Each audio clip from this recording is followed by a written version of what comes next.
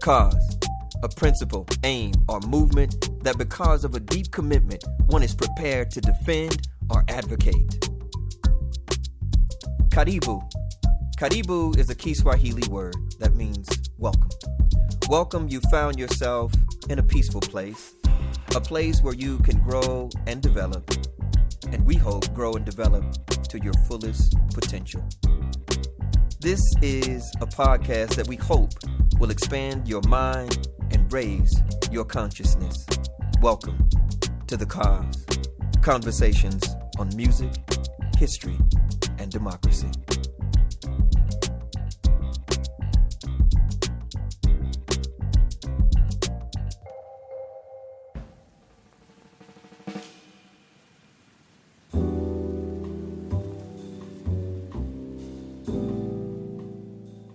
We younger Black artists who create now intend to express our individual dark-skinned selves without fear or shame.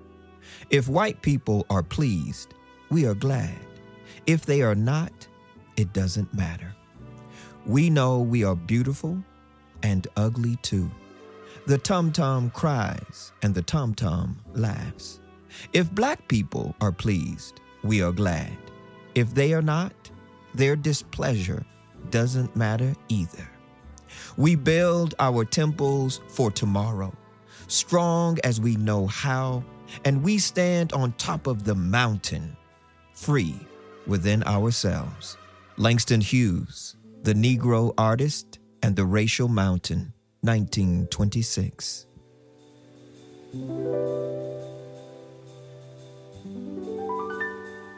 Oh, from New Negro to now, Afro-Modernism then, Afrofuturism becoming. Welcome to The Cause, conversations on music, history, and democracy. I'm your host, Dr. Reiland Rabaka. Today we gather at a crossroads of culture and consciousness, where history hums like a blues line bending toward tomorrow, where memory moves like jazz, improvised but intentional, restless but rooted. Today's episode is entitled The Harlem Renaissance, Early 20th Century Afro-Modernism.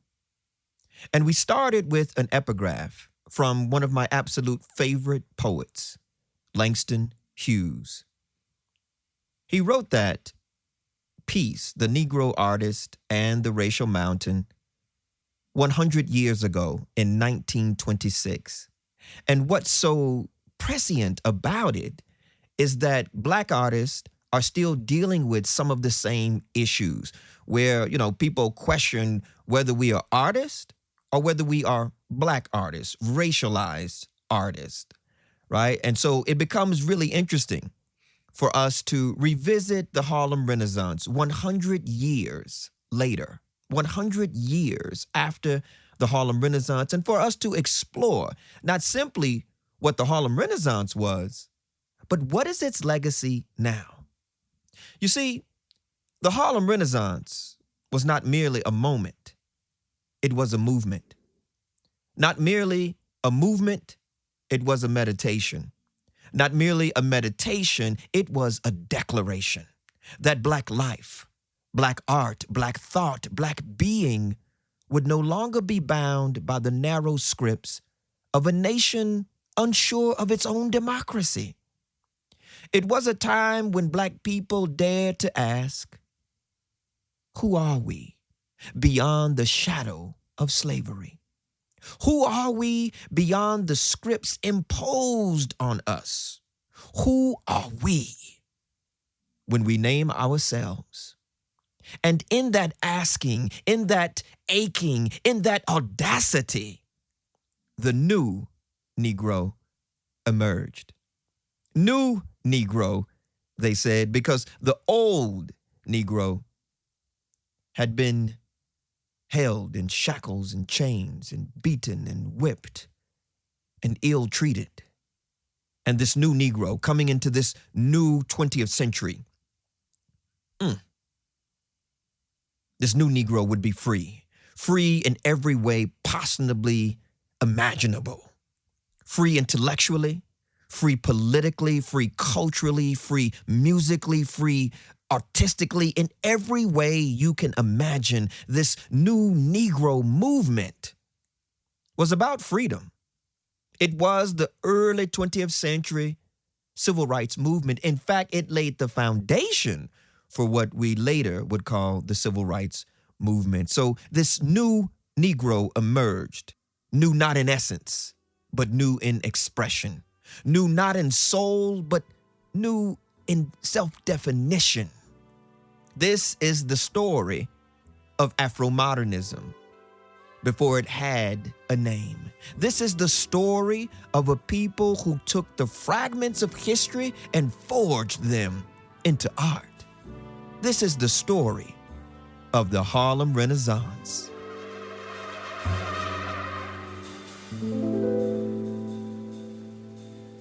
To understand the Harlem Renaissance, we must understand the new Negro movement, that early 20th century awakening that insisted on dignity, demanded democracy, and declared a new Black consciousness.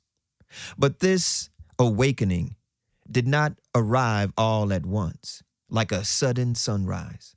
It came as a slow burning chord, struck first in the aftermath of broken promises, in the echo of Reconstruction betrayed, in the tightening grip of Jim Crow's legal and psychic architecture. It came as a murmur before it became a movement, as a question before it became a claim. What does it mean to be Black and free in a nation that confuses freedom with forgetting? The new Negro movement was at its core both a political and philosophical reorientation. It was not merely about rights, though it demanded them. It was not merely about representation, though it insisted on it. It was about redefinition. It sought to replace the old Negro, a figure fabricated by white supremacist imagination, flattened into stereotypes, reduced to object, with a self-determined subject who would speak, create, think, and act on their own terms. It was a refusal of imposed identity and an embrace of self-articulation. It was the insistence that Black life was not a problem to be solved, but a presence to be understood, not a burden to be managed, but a beauty to be expressed. Following the devastation of Reconstruction and the long night of Jim Crow, African Americans began to move northward in what we call the Great Migration, inward in search of self-definition, and outward in acts of cultural and political resistance. They moved with suitcases full of memory and minds sharpened by necessity. They carried the South with them, not only its scars, but its songs. Spirituals turned into blues, blues bent toward jazz, and jazz became a language through which modern Black life could be spoken, shouted, whispered, and wailed. Movement here was not just geographic. It was existential, a migration of body, yes, but also a migration of consciousness. Cities like Harlem became crucibles of creativity, where Southern memory met Northern modernity, where the blues met the boulevard, where cotton fields met concrete dreams. Harlem was not simply a place. It was a proposition. It proposed that Black people gathered in density and diversity could generate a new cultural force capable of reshaping American identity itself. Tenements became think tanks. Street corners became stages. Nightclubs became laboratories of sound and style. Churches and rent parties and literary salons, each one a site where the new Negro was rehearsed, revised, and realized. The old Negro, as imagined by a racist society, was bound to caricature, bound to constraint, bound to silence. He was scripted before he could speak, seen before he could show himself, judged before he could define himself. But the new Negro, as articulated by thinkers like Alain Locke, was not new in essence, but new in assertion. Locke did not invent black dignity.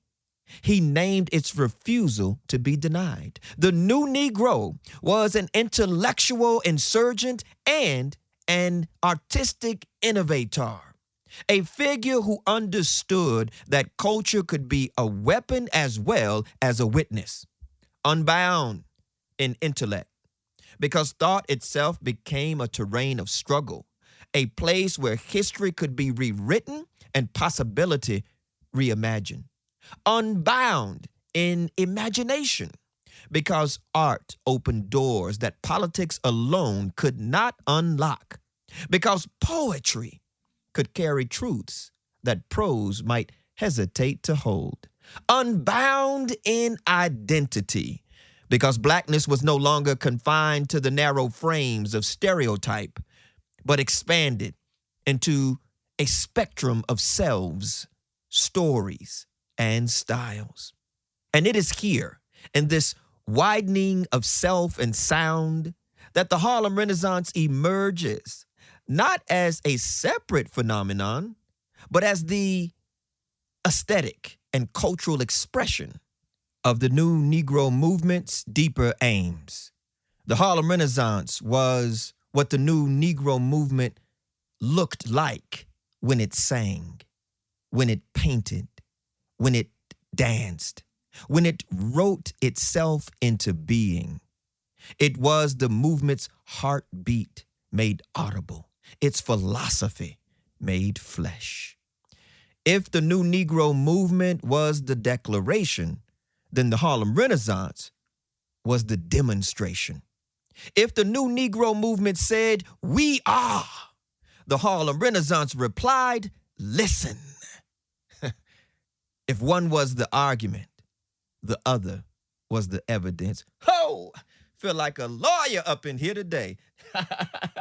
Huh? Man, can you feel? Okay, hold on. The Harlem Renaissance was consequently a collective improvisation on the theme of freedom. Writers, musicians, artists, and intellectuals took up the question of black existence and answered it in different keys, different tempos, different textures. Together, they composed a new cultural grammar, one that could hold contradiction without collapsing, one that could transform pain into possibility. This was not art for art's sake. This was art for life's sake. Art as survival, art as self-defense, art as self-definition. And so the flowering of the Harlem Renaissance must be understood not as an isolated bloom, but as the visible blossoming of roots planted in struggle, watered by migration and nurtured by a collective will to be seen and heard on one's own terms. It refused invisibility not only by appearing, but by insisting on complexity, insisting on humanity, insisting on a future that could be imagined precisely because it had been so long denied. And so all of this brings us to the question, so what is Afro-Modernism? The question does not sit still. It moves, it hums, it improvises. It is less a definition than a direction, less a category than a current, an electric current. Afro-modernism is not simply Black participation in modernity. It is a transformation of modernity itself, a complete reconceptualization of what it is that we mean by modern. It is what happens when a people long positioned as the raw material of history sees the tools of representation and began to refashion the world that once tried to name them without even knowing them. Ho! Modernity, in its dominant telling, arrives dressed in steel and steam, in factories and philosophies, in the languages of rupture and reinvention. It speaks of speed, of cities, of fractured selves wandering through crowds that do not see them. But for Black people, modernity was never an abstract condition. It was a lived contradiction. It was emancipation announced and then deferred. It was citizenship promised and then policed. It was movement without full arrival, visibility without full recognition. Afro-modernism emerges precisely from this tension, this double bind, this necessity to live in a world that is both new and not yet just. Afro-modernism is the reworking of Western forms through Black experience. But even that does not go far enough. It is not merely adaptation. It is alteration. It bends inherited forms until they speak differently, until they confess what they once concealed. It takes the sonnet and teaches it to shout. It takes the novel and teaches it to listen. It takes the stage and fills it with bodies that move beyond stereotype into sovereignty. It is the resounding of modern life in a different key, a blues key, a jazz key, a key that bends but does not break, a key that carries sorrow without surrendering to it. Think of the blues, a structure, yes, but also a strategy, a way of holding pain without being held by it. Think of jazz, improvisation, not as chaos, but as disciplined freedom, as collective conversation, as democratic dialogue. Afro-modernism lives in a space where structure and improvisation meet, where tradition is not abandoned, but reimagined, where the past is not erased, but remixed. Sound like a hip hopper. It is a way of being modern that refuses to forget where it has been. Where European modernism often expressed alienation, fragmentation, and disillusionment, Afro-modernism took those same conditions and refused to let them end in despair. It did not deny fragmentation. It reassembled it into new patterns. It did not ignore alienation. It answered it with community. It did not dismiss disillusionment. It turned it into critique, into a lens sharp enough to cut through illusion and expose the machinery beneath. If modernism in one register said, "The world is broken," Afro-modernism replied, "Yes, and we will make something from those broken pieces." You know, African Americans have had a long, long history of making something out of nothing. And so Afro-modernism asks again and again questions that refuse easy answers. What does it mean to be modern in a world that denies your humanity? What does it mean to create beauty in a society structured by brutality and ugliness? What does it mean to be both inside and outside the American dream? To build it and then to be barred from it, to imagine it and then to be injured by it. The Harlem Renaissance stands as one of the earliest and most profound answers to these questions. It can be reinterpreted more precisely as an early 20th century Afro-Modernism, a moment when Black artists, Black thinkers, and everyday Black people did not simply enter modernity, but they reshaped its meaning. They remixed the whole meaning of modernity. In Harlem streets, salons, and stages, modernity was not only industrial and technological, it was cultural, spiritual, intellectual, and deeply personal. It was a matter of voice and vision. The writers of the Harlem Renaissance did not merely describe modern life, they reframed it. They took the fragmentation of urban existence and turned it into narrative possibility. They took the speed of the city and translated it into poetic rhythm. They took the anonymity of the crowd and insisted on individuality, on interiority, on the right to complexity.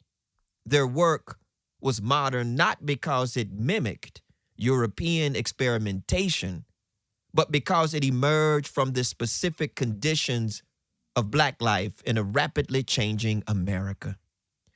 The musicians did something similar, though in another register. Jazz in particular became a sonic manifesto of Afro-Modernism. You heard me. I'm going to say it again. Jazz became a sonic manifesto of Afro-Modernism. It declared that freedom could be practiced in real time, that identity could be improvised without being lost, that the individual voice could rise within and against the collective. Each jazz solo was a statement that said, I am here. Each ensemble passage was a reminder, we are here together. In this way, music did not simply accompany modern life. It interpreted it, challenged it, expanded it. Visual artists, Harlem Renaissance visual artists, they too reimagined the modern, what it meant to be modern in America. They drew on African forms and African diasporic memory, refusing the notion that modernity belonged only to Europe. They rejected the claim that Europe had a monopoly on modernity. They placed Black figures at the center of the canvas, not as objects of study, but as subjects of vision.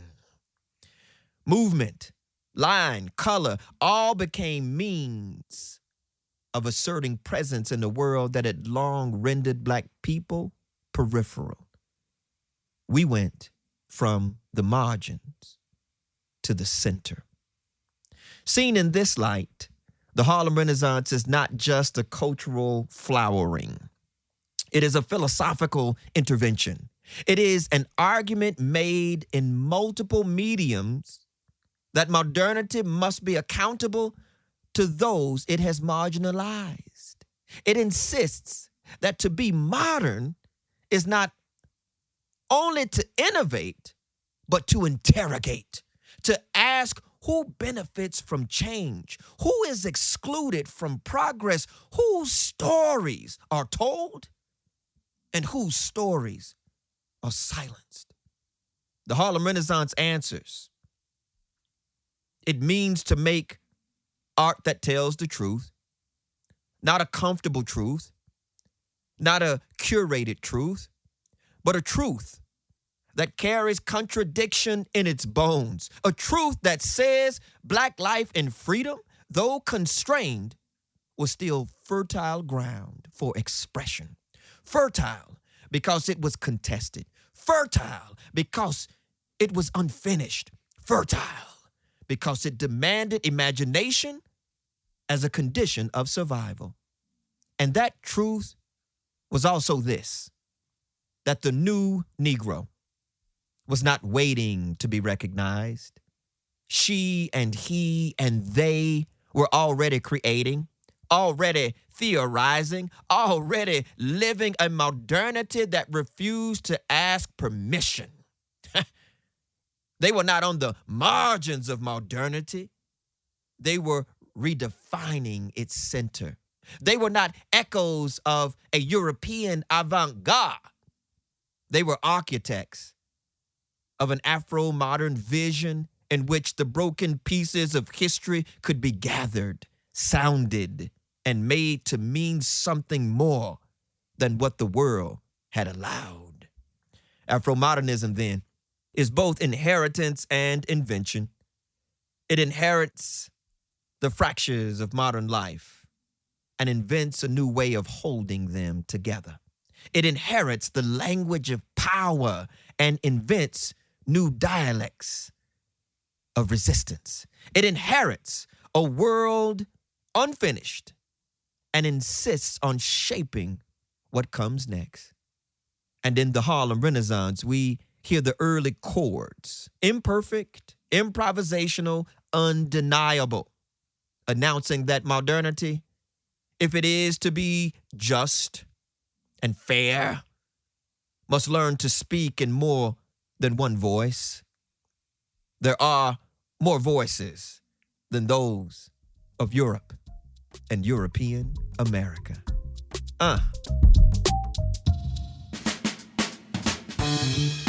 Are you ready to dive deep into the rich histories, cultures, and arts of Africa and the African diaspora? At the Center for African and African American Studies, affectionately known as The Cause, we're leading the way in research, arts, and student engagement at the University of Colorado, Boulder. The Cause is more than just a research center. It's a space where students, faculty, artists, allies, and activists come together to explore African and African American experiences, from historical legacies to modern cultural expressions. And at the heart of it all, our students, playing a central role in everything we do. They're the future of this important cultural legacy, working side by side with faculty on groundbreaking projects and events that impact not just the campus, but the community and wider world. Research projects and events that impact not just our beloved CU campus, but the community and world at large. Our mission? To foster academic excellence, social responsibility, and artistic expression, with programs that inspire leadership and advocacy for social justice. Whether you're interested in visual arts, music, or deepening your understanding of African American culture, The Cause is the place for you. But we can't do it alone. The Cause relies on the generous support of our community to continue making a difference. By giving to the Center for African and African American Studies, you help us expand research, create opportunities for artists, support our students, and drive meaningful social change. And right now, your gift will go even further. All donations will be matched by CU Boulder Chancellor Justin Swartz for up to $1 million or until May 30th, 2026. To make your impact today, visit colorado.edu/center/cause and click on Support the Cause. Every contribution, large or small, brings us closer to a future of unity, knowledge, and transformation. So, if you're looking for a community where history, culture, and creativity converge, visit the Center for African and African American Studies at CU Boulder. Come join the cause and be a part of a movement for unity, knowledge, and social change. Learn more and give today at colorado.edu/center/cause. We can't wait to welcome you to the cause.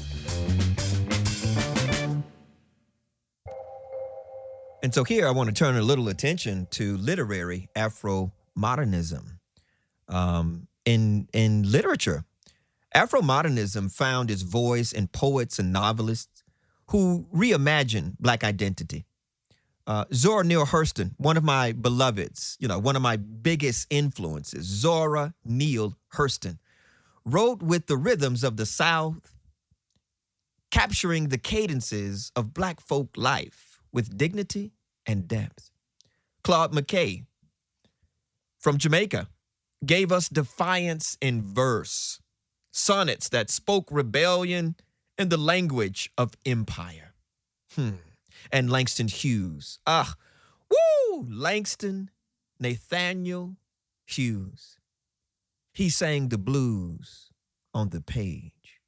He made poetry move like jazz, like music. He made words walk like people. He made literature listen to Black life. This was not imitation. This was innovation. This was not assimilation. This was articulation. The new Negro in literature refused respectability politics that erased authenticity. Instead, these writers embraced Blackness in all of its complexity, its sorrow and its song, its struggle and its splendor.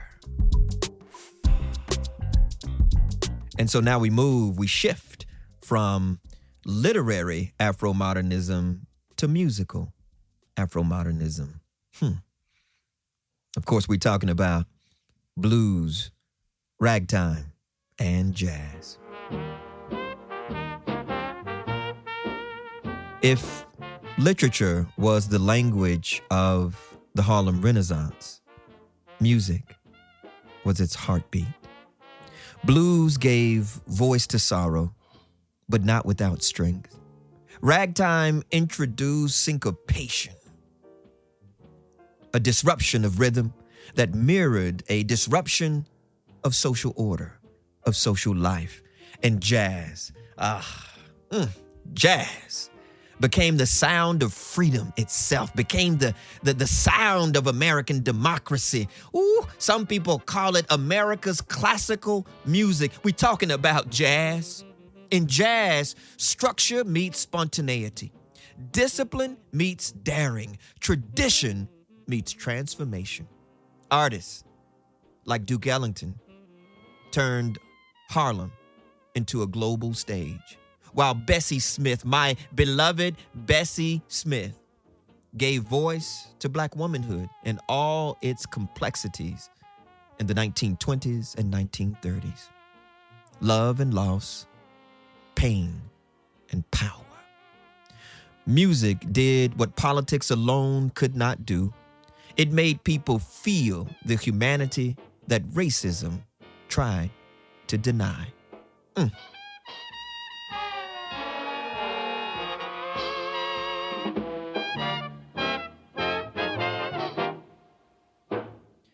And so when we think about the soundtracks of the Harlem Renaissance, blues, ragtime, and jazz, of course, we think about figures. When you start talking about the blues, we have to talk about the queen of the blues, Bessie Smith.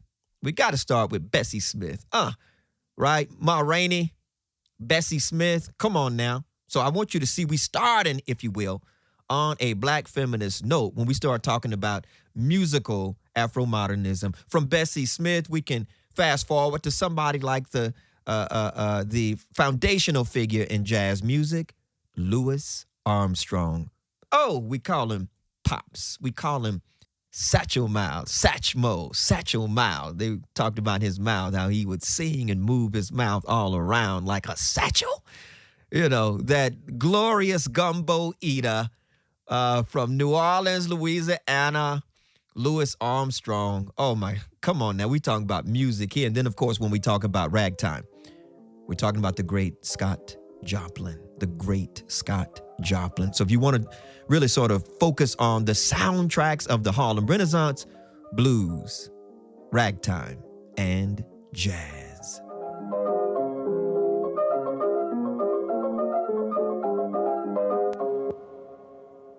So we move from from literary Afro-Modernism and musical Afro-Modernism to visual and performing arts Afro-Modernism. This whole notion of seeing and moving the new Negro. In visual art, figures like Aaron Douglas created images that blended African heritage with American modernist form. Silhouettes that seemed to move, colors that seemed to speak. In dance, the body became a site of resistance and renewal. The stage became a space where Black movement challenged stereotypes and celebrated vitality. Theater, too, emerged as a space of experimentation where Black playwrights told stories that had long been silenced. Across these forms, one thing was clear. The new Negro was not an abstraction. The new Negro was alive in word, in sound, in image, and in motion. So it's important here for us to really sort of focus on some of the key historical and cultural figures from the Harlem Renaissance and, the real movers and shakers when we start talking about the Harlem Renaissance as a form of early 20th century Afro-Modernism. So the Harlem Renaissance was not the work of one. It was the work of many. Alain Locke, the movement's philosophical architect, W.E.B. Du Bois, who insisted on art as propaganda for justice, for American democracy. Langston Hughes, who democratized American poetry. Zora Neale Hurston, who preserved Black folklore. She said that there was deep philosophical implications in Black folk philosophy and Black folklore. Countee Cullen, who wrestled with faith and race via his incredible poetry. They were not always in agreement, that is for sure, but they were aligned in purpose to redefine Black life. And if I can quote one of my biggest intellectual influences, David Levering Lewis, has this emphasis on the Harlem Renaissance as civil rights by copyright. As you know, artistic works in the United States of America have copyrights. Every book I've ever published has a copyright. And so that signal phrase, civil rights by copyright. All right, we need to pause here. And we must be clear. The Harlem Renaissance was shaped profoundly by Black women and Black queer artists. Yes. So here is we're sort of prefiguring later 20th century and 21st century Black feminism and Black queer and Black trans studies. Zora Neale Hurston, again, stands central. You're not going to be able to talk about the women of the Harlem Renaissance, if you don't start with Zora Neale Hurston. But also there is Nella Larsen, whose work explored identity, passing, and the psychological complexity of race and gender. We should also invoke the name of Jessie Fauset. In fact, in my own work, I argue that they are considered the great trinity of the women artists of the Harlem Renaissance. That would be Zora Neale Hurston, Nella Larsen, and Jessie Fauset. And we must name Gladys Bentley, whose performances challenged norms of gender and sexuality, whose very presence was a declaration of sexual freedom. So now we're talking about some of the queer voices. As we know, Among the queer voices of the Harlem Renaissance would be folk like County Cullen and Claude McKay, along with Gladys Bentley, among so many others. We could even throw Bessie Smith in there as well. Talk about sexuality and the Harlem Renaissance. And so you have black folk not simply seeking political freedom, social freedom, cultural freedom, artistic freedom, but also sexual freedom. These artists did not merely contribute, they complicated, expanded, and deepened the movement. They asked, what does freedom look like for black women? What does freedom look like for black queer folk? What does it mean to be both marginalized and magnificent? Now, let us move forward. Because the Harlem Renaissance was not an ending, let us be real clear, it was a beginning. The Afro-Modernism of the early 20th century prefigures what we now call Afrofuturism. If Afro-Modernism asked, who are we? Afrofuturism asks, who might we become? Artists like Sun Ra imagine cosmic blackness. Blackness beyond earth, beyond oppression, beyond limitation. And in our own time, artists like Janelle Monáe, I said it, I'm going to say it again real slow. Janelle Monáe carry that tradition forward. We talking about Janelle Monáe as an Afrofuturist. Holla.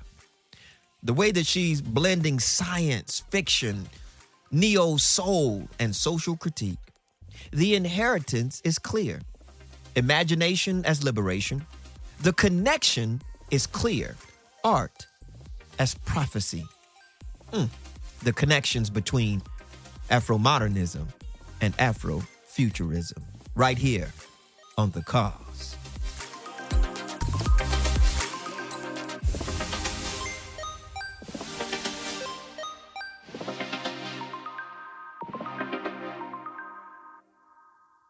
The Harlem Renaissance lives in hip-hop. It lives in spoken word. It lives in contemporary black visual art, black cinema, and black thought. It lives wherever black people create against the grain of injustice. It lives in movements for racial justice, for gender justice, for economic justice, for environmental justice. It lives in the insistence that democracy must be more than a promise. It must be a practice.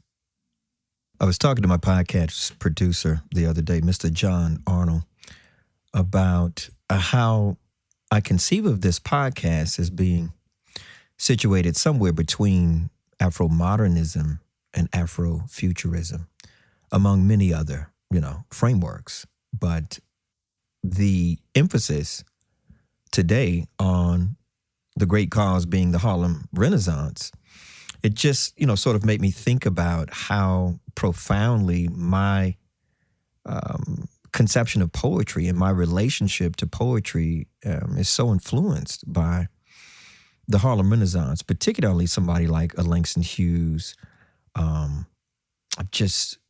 So I opened up the show with the epigraph from his famous piece, The Negro Artist and the Racial Mountain, which he published in 1926.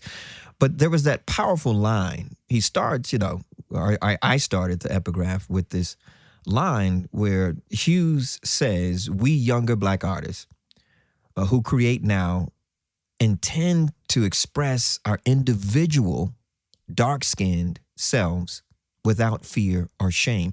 And I've always been interested with the without fear or shame. I mean, there's a kind of defiance. If you think about him writing that in 1926, without fear or shame, and then you fast forward to the end of it, where he says, we build our temples for tomorrow, strong as we know how, and we stand on top of the mountain, free within ourselves. And I'm thinking about the Center for African and African American Studies, how it's nestled here up high in the Rocky Mountains. And so that epigraph, that passage, that selection of writing from Langston Hughes has always just resonated with me on a really, really deep level. I'm up here on this rocky mountain. He's talking about we build our temples for tomorrow. I'm building the cause. I'm building the Center for African and African American Studies for tomorrow. I'm building it for today and tomorrow, right? And we stand on top of the mountain. We standing on the Rocky Mountains, and I want us to be free within ourselves. And I want to take a page out of the Harlem Renaissance playbook, this whole notion of us being free within ourselves. And so without further ado, I'd like to share a brand new piece called We Are Building Something. We are building something. I hope that you enjoy it because together we are building something.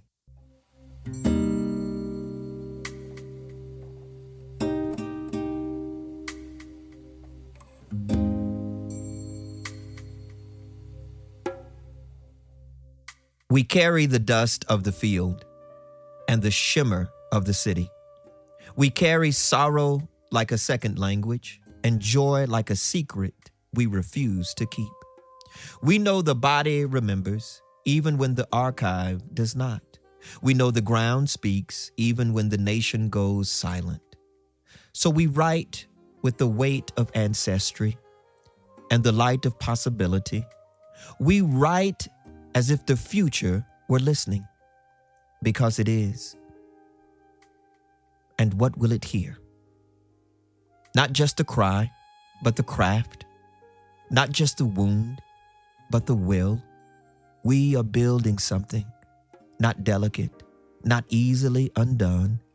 We are building with muscle and memory, with rhythm and refusal, with the stubborn insistence that our lives are not a footnote.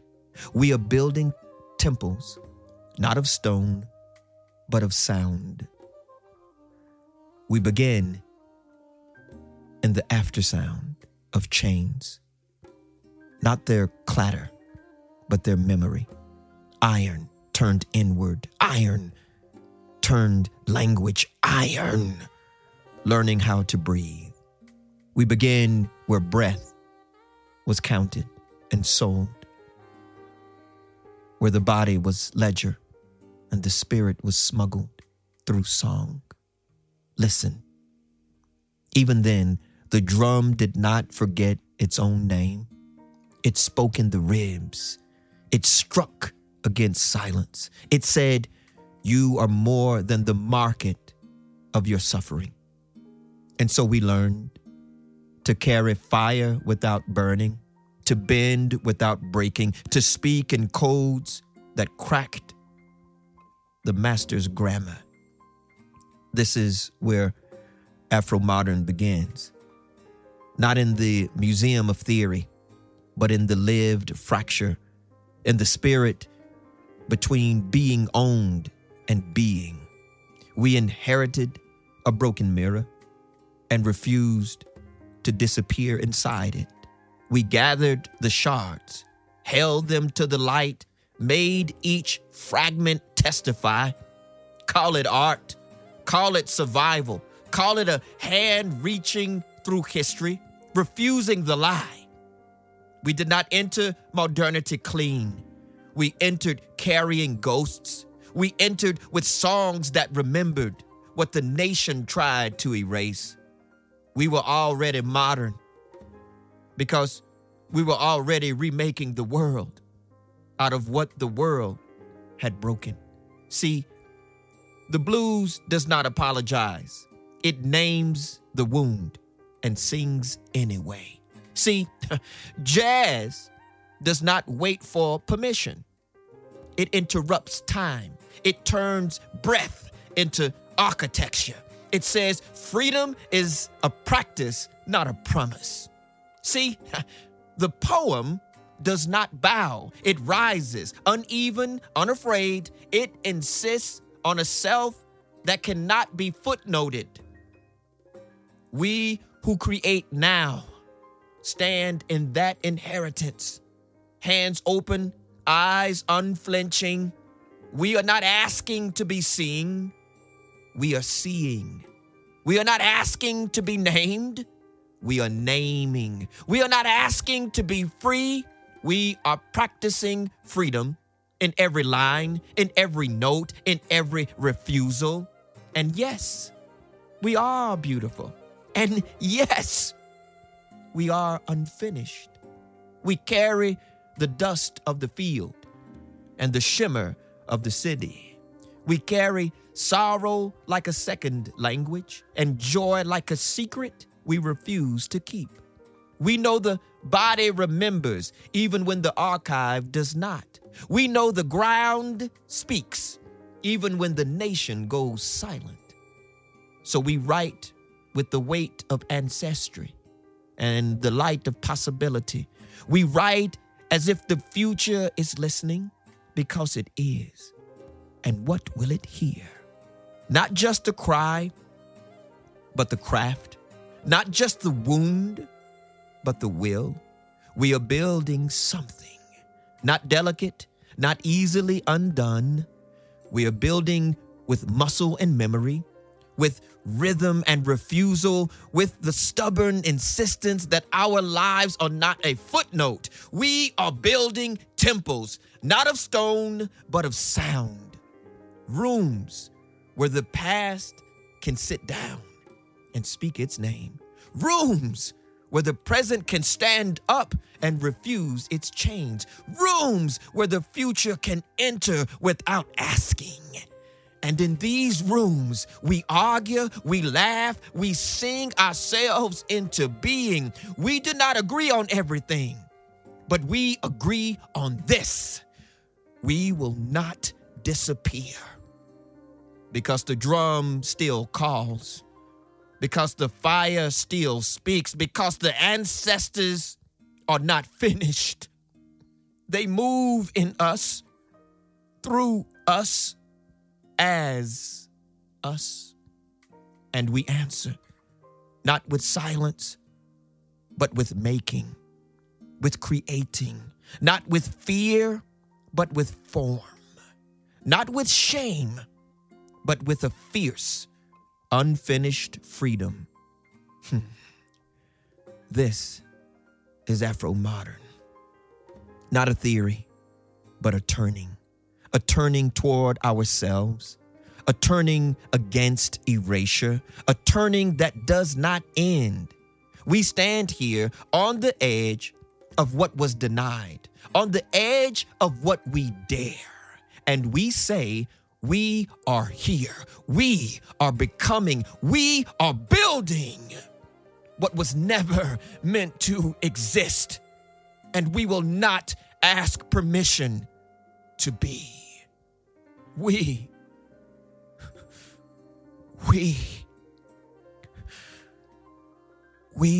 are building something.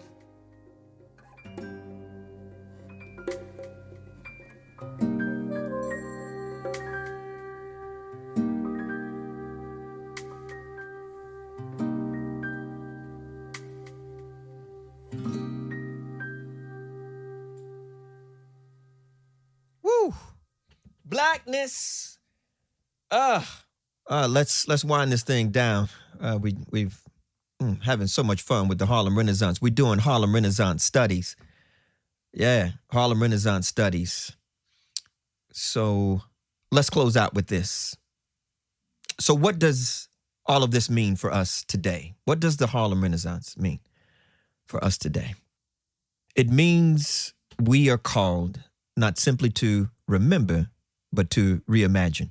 Not simply to honor, but to continue.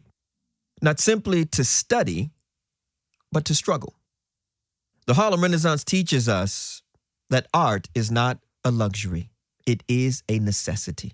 That culture is not peripheral, it is political.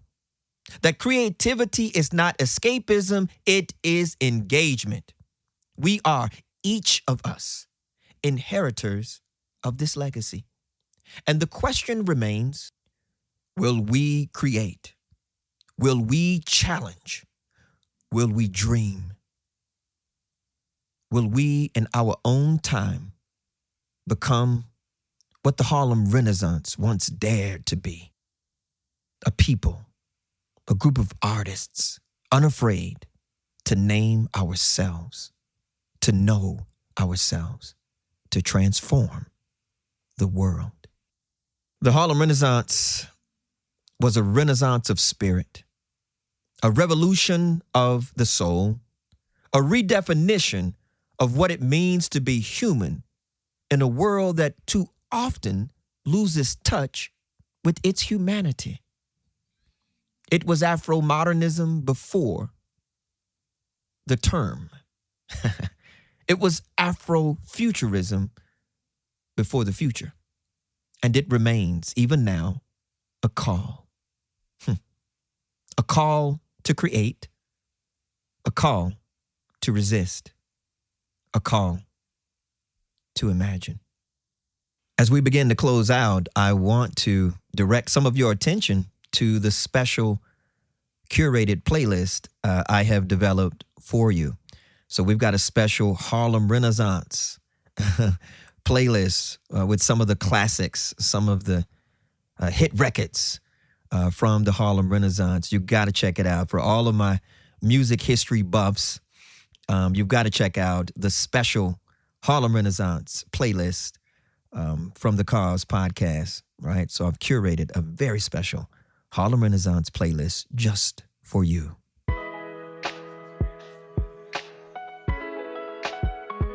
Thank you so much for listening to The Cause, conversations on music, history, and democracy.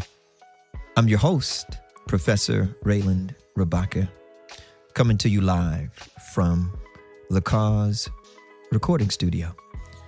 And I just thank you for taking this journey with me, for being interested in a movement that took place more than a century ago, more than 100 years ago.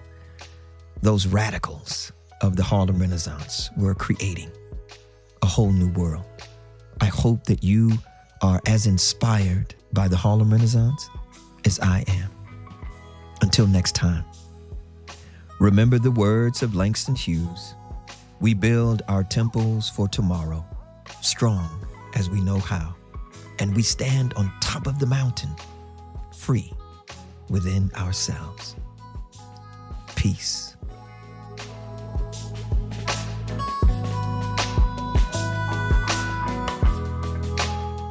Thank you for joining us for The Cause podcast with Dr. Reiland Rabaka. For your letters, questions, and suggestions regarding the podcast, email us thecause@gmail.com. CAAAS. The Cause podcast with Dr. Reiland Rabaka is produced and edited by John Arnold and is a production of the Center for African and African American Studies, The Cause, at the University of Colorado Boulder. For more information, visit us online at colorado.edu/center/cause. CAAAS.